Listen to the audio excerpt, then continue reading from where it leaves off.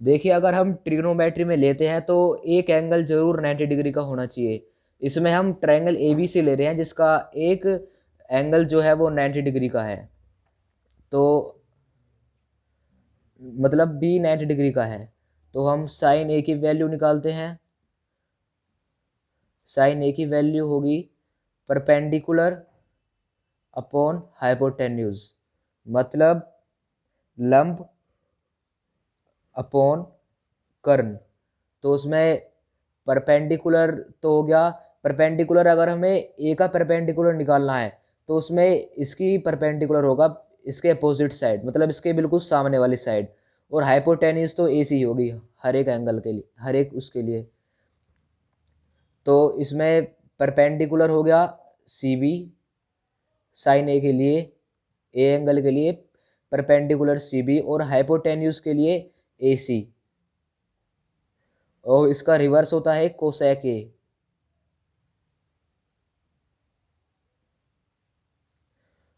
उस वो होता है इसका reverse H upon P, hypotenuse upon perpendicular, मतलब कर्ण अपॉन लंब। तो इसमें होगा इसका अपोजिट हो जाएगा ए सी अपॉन सी बी। तो अब उसका कोस ए की वैल्यू निकालते हैं। कोस ए की वैल्यू निकलती है बेस अपॉन हाइपोटेन्यूज, मतलब आधार अपॉन कर्ण। तो उसमें अगर हमें साइन ए कोस ए की वैल्यू निकालनी है तो उसका आधार बेस क्या होगा, इसका बेस बिल्कुल जो उससे साइड मिल रही है वो उसकी बेस होती है, मतलब ए बी। और जो उसका हाइपोटेन्यूज होती है वो ए सी होगी। तो अब एक इसका अपोजिट है उसका नाम है सेक ए। तो सेक ए होता है इसका अपोजिट एच अपॉन बी, मतलब एच अपॉन बी, मतलब कर्ण अपॉन आधार। तो उसका अपोजिट हो जाएगा ए सी अपॉन ए बी। तो हम अब इस निकालेंगे एक और है टेन ए। तो टेन ए होता है परपेंडिकुलर अपॉन बेस। एक टेन ए की वैल्यू हम ऐसे भी निकाल सकते हैं, tan A is equal to sine A upon cos A. तो देखिए परपेंडिकुलर अपॉन बेस मतलब लंब अपॉन आधार। तो उसमें टेन ए की वैल्यू लंब इसका परपेंडिकुलर होगा इसके अपोजिट साइड सी बी, और उसकी बेस होगी जो उससे बिल्कुल मिलती हुई साइड है ए बी। और उसका एक रिवर्स भी होता है, उसका है कोट ए। तो कोट ए इसका रिवर्स हो जाएगा बी अपॉन पी। तो इसका भी reverse A P upon C B. देखो कोटे भी इसी तरह निकालते हैं। कोटे तो मतलब साइन टेन ए का उल्टा, तो इसका होगा कोस ए अपॉन साइन ए। तो देखिए एक से एक बार प्रूव करके देखते हैं tan A sign A upon cos ए आता है कि नहीं। देखिए टेन ए की वैल्यू निकाल लिया हमें पी अपॉन बी, मतलब परपेंडिकुलर और बेस आना चाहिए, सी अपॉन बी आना, C B upon A B आना चाहिए। तो पहले हम साइन ए की वैल्यू रखेंगे। साइन ए की वैल्यू क्या होगी सी बी अपॉन ए सी, और हमें फिर लिखेंगे हम कोस ए की वैल्यू। तो कोस ए की वैल्यू होगी ए बी अपॉन ए सी। तो देखिए अब जो इस वाले की मल्टीप्लाई इससे करेंगे और इसकी इससे करेंगे, तो ये होगा ए सी इंटू सी बी। और देखिए ए सी से ये वाला ए सी कट जाएगा और C B upon A B आ जाएगा। तो देखिए ये वाली वैल्यू आ रही है।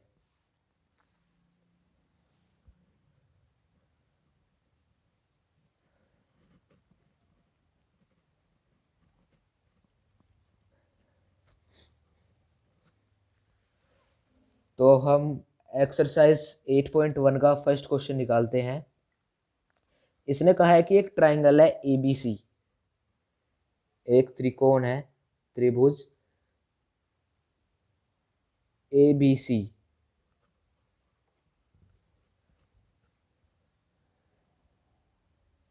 त्रिभुज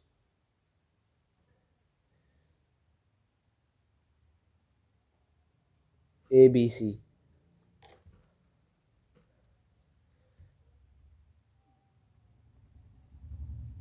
त्रिभुज ए बी सी और उसका जो 90 डिग्री का एंगल है वो बी पर है। ठीक है। तो इसने कहा है कि ए बी जो है वो 24 सेंटीमीटर है और सी बी 7 सेंटीमीटर है। तो हमें ए सी निकालनी है अब। तो इस देखिए कैसे निकालते हैं पाइथागोरस थ्योरम से। C B square plus A B square is equal to A C square. मतलब परपेंडिकुलर का स्क्वायर, लंब का स्क्वायर प्लस बेस का स्क्वायर, आधार का स्क्वायर हो इक्वल होगा हाइपोटेन्यूज के स्क्वायर के, तो कर्ण का स्क्वायर के बराबर होगा। तो सी बी स्क्वायर की वैल्यू है 7, सी बी की वैल्यू 7 और ए बी की वैल्यू 24, दोनों का स्क्वायर कर लेंगे। ए सी की वैल्यू हमें निकालनी है। तो देखिए 7 का स्क्वायर 49 हुआ और 24 का स्क्वायर 576। तो ए सी की वैल्यू निकालनी है, इन दोनों को प्लस कर लेंगे तो हो जाएगा 625 ए सी। तो हम ए सी की वैल्यू निकाल लेंगे √625। तो अब √625 की वैल्यू होगी 25 सेंटीमीटर। तो उसने कहा है अभी हमें साइन ए की वैल्यू निकालनी है। तो साइन ए की वैल्यू क्या थी, परपेंडिकुलर अपॉन हाइपोटेन्यूज, मतलब लंब अपॉन कर्ण। तो उसमें लंब होगा इसके अपोजिट साइड 7, ये 25 आ गया,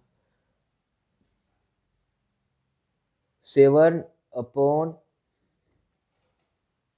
25। और ये फिर कह रहा है कि हमें कोस ए की वैल्यू भी निकालनी है। तो कोस ए की वैल्यू होगी बेस मतलब आधार, 24 आधार और हाइपोटेन्यूज 25 मतलब कर्ण 25। ये कोस ए की वैल्यू निकल के आ गई। ये फर्स्ट पार्ट था और अब हमें करना है सेकंड पार्ट। तो सेकंड पार्ट में कह रहा है कि हमें साइन सी और कोस सी की वैल्यू निकालनी है। तो देखिए अब साइन सी की वैल्यू कैसे निकालते हैं। देखिए साइन सी ये रहा, तो इससे परपेंडिकुलर इसकी 24 हुई और फिर हाइपोटेन्यूज 25।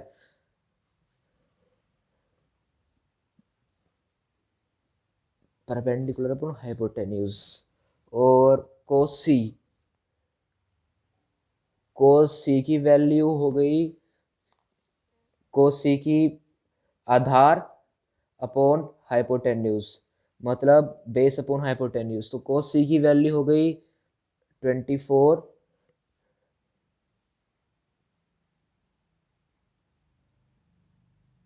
नहीं कोस नहीं नहीं कोस सी, तो उसका बेस तो 7 हो गया और हाइपोटेन्यूज 25। तो 27 अपॉन 25 ये इसका हो गया cos C. P Q R. तो क्यू पर 90 डिग्री का एंगल है और पी क्यू 12 सेंटीमीटर। ये जो एंगल है 90 डिग्री का एंगल का साइन होता है किसी ट्रायंगल में, और ये 13 सेंटीमीटर। तो पहले हमें तो क्यू आर निकालना है। तो क्या था पाइथागोरस थ्योरम में, P Q square plus Q R square is equal to P R square. So Q R square is equal to P R square minus P Q square. So P R square 169 minus P Q 144। एक P R की value 13 centimetre थी और minus P Q की value थी 12 centimetre. तो इन दोनों का square करना है अब। 13 का स्क्वायर 169 और 12 का स्क्वायर 144। तो इसे माइनस करके आएगा 25 सेंटीमीटर। तो हमें निकालना है। तो क्यू आर स्क्वायर 25 सेंटीमीटर आया, तो क्यू आर √25 सेंटीमीटर आया। सो क्यू आर, फिर क्यू आर निकल के आ जाएगा √25 की वैल्यू 5 सेंटीमीटर। तो अब इसने कहा है कि हमें tan p और cot r निकालना है। तो tan p निकालते हैं पहले। tan p की वैल्यू, तो tan की क्या वैल्यू थी, tan की वैल्यू थी परपेंडिकुलर अपॉन बेस, मतलब लंब अपॉन आधार। तो परपेंडिकुलर देखते हैं p का, परपेंडिकुलर मतलब अपोजिट साइड, तो Q R upon P Q. तो क्यू आर की वैल्यू हमें निकाली थी 5 सेंटीमीटर थी। तो Q R 5 centimetre upon P Q 12 centimetre. तो tan p की 5 अपॉन 12 वैल्यू होगी, और कोट आर की वैल्यू निकालनी है अब। कोट आर की वैल्यू, तो कोट की मतलब tan का अपोजिट हो जाएगा वो कोट। तो tan की वैल्यू p अपॉन बी थी, तो इसकी हो जाएगी b अपॉन p, मतलब बेस अपॉन परपेंडिकुलर। तो कोट की होगी कोट आर, तो उसकी थी बेस, तो ये एंगल होगा, तो उसका बेस होगा ये 5 सेंटीमीटर, और जो इसकी होगी परपेंडिकुलर, इसके अपोजिट साइड होगी 12 सेंटीमीटर। तो एक कोट आर की वैल्यू निकल जाती है इक्वल टू 3/4। तो हमें कैलकुलेट करना है कोस ए और tan ए। तो पहले हम एक ट्रायंगल बनाए, पहले हम साइन ए की वैल्यू रखेंगे। Sine A is equal to 3/4। तो साइन ए की वैल्यू क्या होती है, साइन ए की वैल्यू होती है परपेंडिकुलर। तो परपेंडिकुलर तो हो गया 3, और हाइपोटेन्यूज हो गई इसकी 4। पी अपॉन एच होती है साइन ए की वैल्यू। तो अब एक हम ट्रायंगल बनाएंगे जिसमें परपेंडिकुलर तो होगा 3 सेंटीमीटर और हाइपोटेन्यूज होगी उसकी 4 सेंटीमीटर। तो एक ट्रायंगल बनाते हैं हम।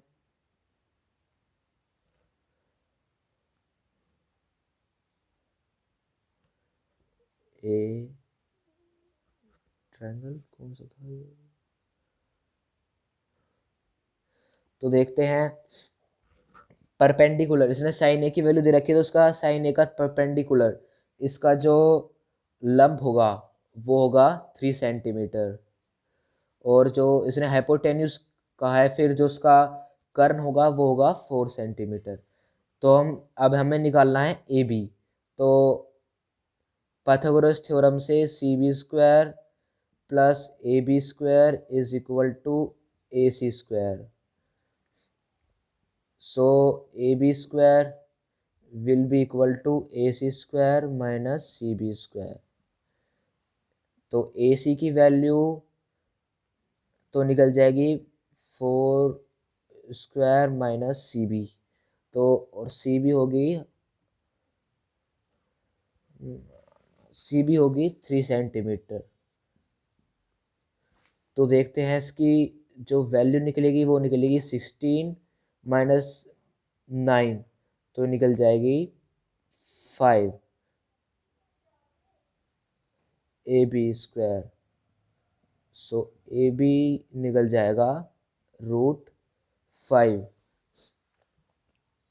तो इसने कहा है कि हमें कोस ए निकालना है, तो कोस ए निकालते हैं। कोस ए की होती है बेस अपॉन परपेंडिकुलर, मतलब आधार अपॉन लंब। तो बेस तो होगी इसकी, कोस ए की बेस होगी ए बी। तो ए बी की वैल्यू क्या निकाली थी हमने यहाँ पे, √5। तो √5 लिख देंगे यहाँ पे हम। हाँ, तो 16 - 9 तो कितना हुआ, 7। तो AB²= 7। और फिर ए बी देखेंगे, ए बी जो निकलेगा वो √7 निकलेगा।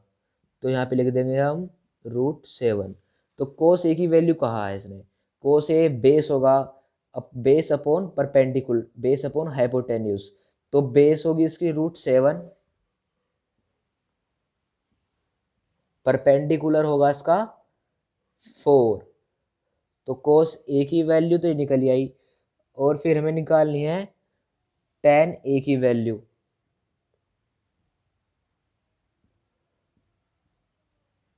tan ए की वैल्यू निकलेगी, tan ए का क्या फॉर्मूला था, tan ए का फॉर्मूला था P/B, मतलब परपेंडिकुलर अपॉन बेस, लंब अपॉन आधार। तो उसका tan ए का लंब मतलब इसका परपेंडिकुलर तो होगा 3। और फिर इसका बेस होगा √7। तो ये tan ए की वैल्यू निकल के आ गई है। तो उसने हमें फोर्थ क्वेश्चन दे रखा है 15 cot A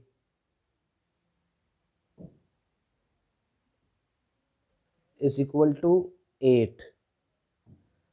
तो हम पहले cot A 15 cot A solve कर लेंगे। तो कोट ए, तो ये 15 यहाँ पे मल्टीप्लाई में है तो ये डिवाइड में चला जाएगा। तो ये 8/15। तो कोट ए की वैल्यू है 8/15। कोट ए का फॉर्मूला था बेस अपॉन परपेंडिकुलर। और हम एक ट्रायंगल लेंगे जिसमें बेस तो होगी उसकी 8 सेंटीमीटर और जो उसका परपेंडिकुलर होगा वो होगा 15 सेंटीमीटर। तो हम एक ट्रायंगल बनाते हैं अब।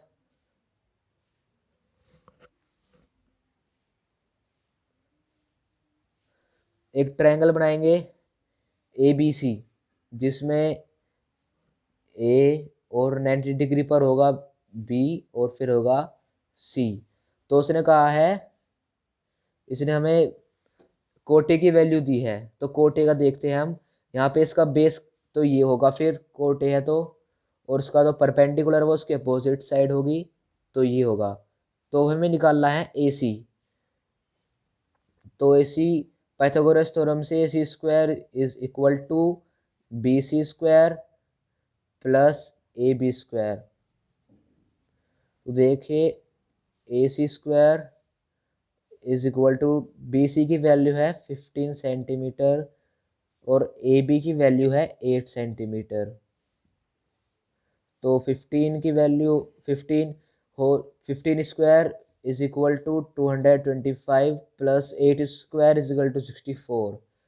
तो ये होगा 289 AC²। तो AC की वैल्यू निकल के आएगी √289। और √289 की वैल्यू ऐसे हम सोल्व करेंगे तो उसका 17 सेंटीमीटर निकल के आएगा। तो AC 17 सेंटीमीटर होगी। फिर इसने कहा है कि हमें साइन ए और सेक ए की वैल्यू निकालनी है। पहले हम साइन ए की वैल्यू निकालेंगे।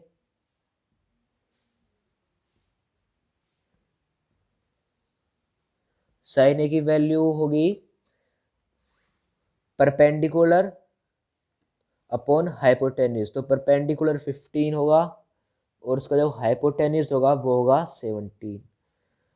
फिर इसने कहा है कि हमें सेक ए की वैल्यू निकालनी है, तो सेक ए की वैल्यू कोस ए का उल्टा होगा, तो सेक ए की वैल्यू होगी परपेंडिकुलर हाइपोटेन्यूज अपॉन बेस, तो हाइपोटेन्यूज साइन ए की 17 सेंटीमीटर होगी और बेस जो होगा वो होगा 8 सेंटीमीटर।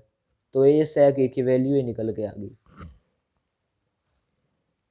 इसने हमें सेक थीटा की वैल्यू दे रखी है 13/12, तो सेक थीटा की वैल्यू होती है हाइपोटेन्यूज अपॉन बेस। तो हमें एक ट्रायंगल लेना है जिसकी हाइपोटेन्यूज तो होनी चाहिए 13 सेंटीमीटर और जिसका बेस होना चाहिए फिर 12 सेंटीमीटर।